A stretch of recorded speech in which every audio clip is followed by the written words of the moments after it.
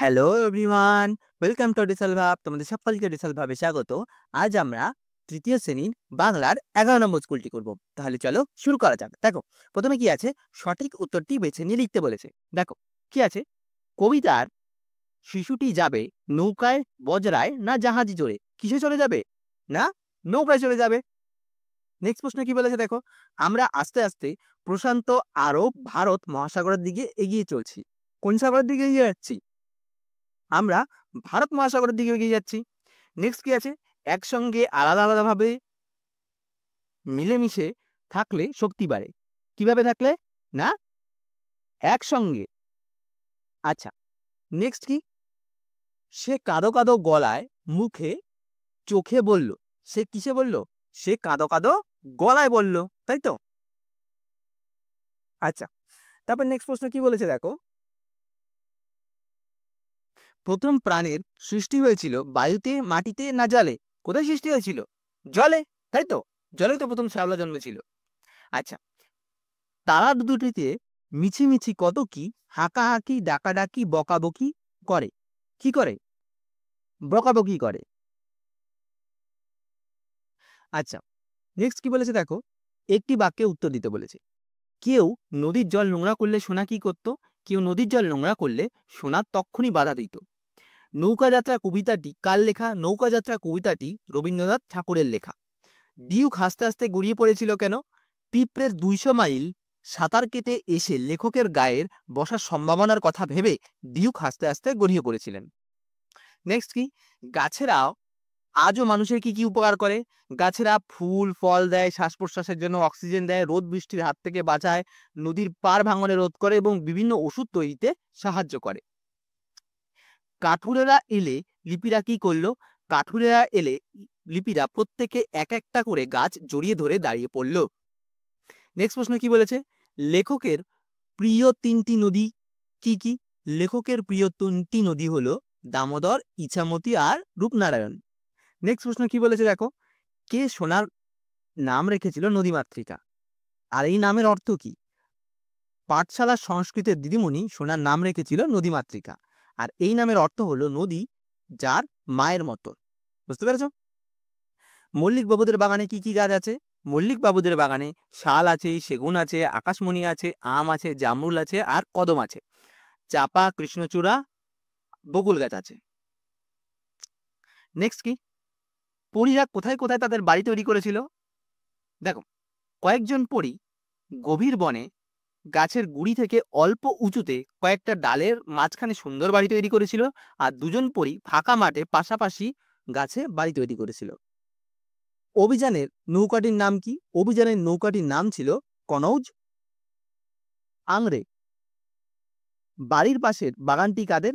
বাড়ির পাশে বাগানটি হচ্ছে মল্লিক বাবুদের। পরীরা কোথায় থাকতো? পরীরা থাকতো খোলা আকাশের নিচে, গাছের ডালে পরীরা থাকতো। নেক্সট কি আছে, গাছেরা কিভাবে চলাফেরা করত? চলাফেরা করার সময় গাছেরা তাদের শেকড় বাকড় মাটির নিচে গেঁথে দিব্যি ঘুরে বেড়াতো। নেক্সট প্রশ্ন কি, আজ কি আরাম কখন এমন মনে হলো? ঘুম ভেঙে যখন দেখা গেল একদিকে মুসলমানদের আজান আর অন্যদিকে হিন্দুদের রাম নাম চলছে, তখন মনে হলো কি আরাম। আচ্ছা, হিংসুটির দিদি কেমন মেয়ে? হিংসুটির দিদি কাজকর্মে লেখাপড়ায় খুব ভালো ও লক্ষ্মী মেয়ে। নেক্সট প্রশ্ন কি বলেছে দেখো, কয়েকটি সামুদ্রিক প্রাণীর নাম লিখতে বলেছে। সামুদ্রিক প্রাণীর নাম হচ্ছে হাঙর মাছ, কচ্ছপ, ডলফিন। এগুলো হচ্ছে ছয়টা সামুদ্রিক প্রাণী। ক স্তম্ভের সাথে খ স্তম্ভ মেলাতে বলেছে। দেখো, এখানে ক স্তম্ভের সাথে খ স্তম্ভ মেলাবো। দেখো তাহলে কি আছে, নীরেন্দ্রনাথ চক্রবর্তীর সাথে কি সম্পর্ক হবে? পর্যটন। সূর্যি মামার সাথে কি হবে? সূর্যি মামার সাথে হবে বাপরে আগুন রাঙা। ক্লান্ত, ক্লান্ত মানে হচ্ছে একদম অবসন্ন হয়ে গেছে, এইটা হচ্ছে ক্লান্তর সাথে অবসন্ন। আর বিষ্টুবাবু, বিষ্টুবাবু কোথায় যান? বিষ্টুবাবু যান মুম্বাসায়। বুঝতে পেরেছো? আচ্ছা, নেক্সট প্রশ্ন কি বলেছে দেখো, টিকা লিখতে বলেছে। শরতের মেঘ। শরৎকালে আকাশে বর্ষাকালের কালো মেঘ থাকে না, পিঁজা তুলোর মতন সাদা সাদা মেঘ ভেসে বেড়াতে দেখা যায়। তাদের সঙ্গী হয় বকের দল। তারা সার বেঁধে পারিজাত ফুলের মালার মতন আকৃতি ধারণ করে মেঘের সঙ্গে উড়ে চলে। বুঝতে পেরেছো? আচ্ছা, সান্টাফে আমেরিকা যুক্তরাষ্ট্রের নিউ মেক্সিকো প্রদেশের রাজধানী শহর এই সান্টাফে। স্প্যানিশ ভাষায় সান্টাফের নামের অর্থ হলো পবিত্র বিশ্বাস। ভ্রমণকারীদের কাছে এটি একটি আকর্ষণীয় স্থান। আচ্ছা, সেক্সটান্ট কি? সমুদ্রে যারা অভিযান করে তারা যেসব যন্ত্রপাতি ব্যবহার করে তাদের মধ্যে অন্যতম এই যন্ত্র হচ্ছে সেক্সটান যন্ত্র। এই যন্ত্রের সাহায্যে সূর্য ও অন্যান্য নক্ষত্রের কৌণিক উচ্চতা মাপা যায়।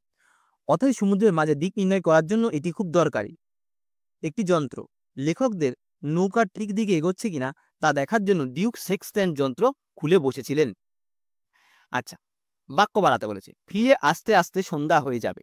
ঠিক আছে, তোমাদের টেক্সট দেখবে প্রশ্নবিচিত্রের মধ্যে একটুখানি এই জায়গাটা একটুখানি নেই, এই সন্ধ্যা কথাটা লিখে নেবে। ঠিক আছে, ফিরে আস্তে আস্তে সন্ধ্যা হয়ে যাবে। কোথা থেকে? নতুন রাজার দেশ থেকে ফিরে আস্তে আস্তে আমার সন্ধে হয়ে যাবে। মানুষ গাছের শাখা প্রশাখায় কি ঝুলিয়ে রাখতো?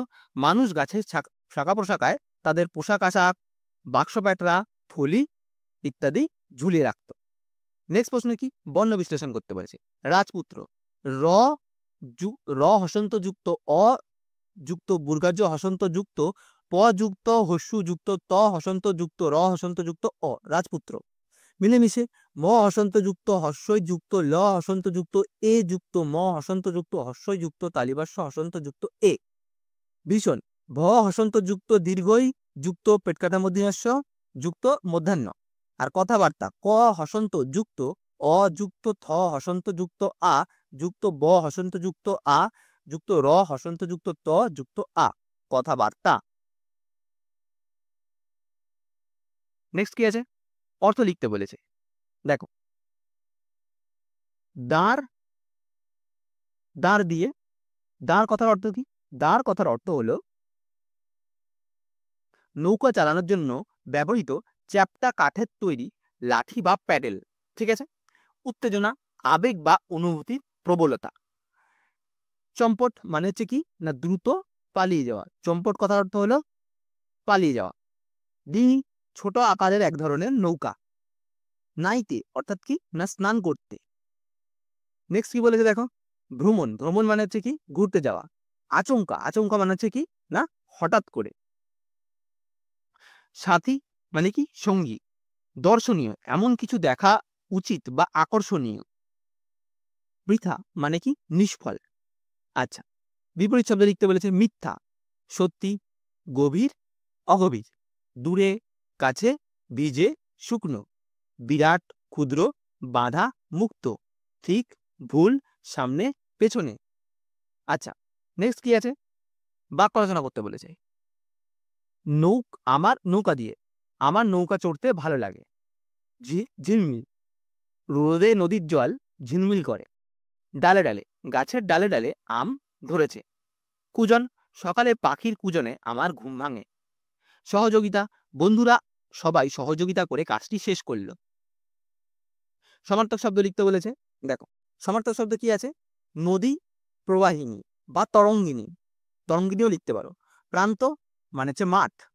গগন মানে কি আকাশ। বন মানে কি অরণ্য। এলোমেলো শব্দ বর্ণগুলোকে সাজিয়ে লিখতে বলেছে। কয়ের দাগেরটা এলোমেলোকে সাজিয়ে লিখলে কি হবে না দুপুর বেলা। ক্ষয়েরটা কি হবে? এলোমেলো শব্দকে সাজিয়ে লিখলে হবে চিড়িয়াখানা। গয়েরটা লিখলে এলোমেলো শব্দগুলোকে সাজিয়ে লিখতে হবে ডালগুলি।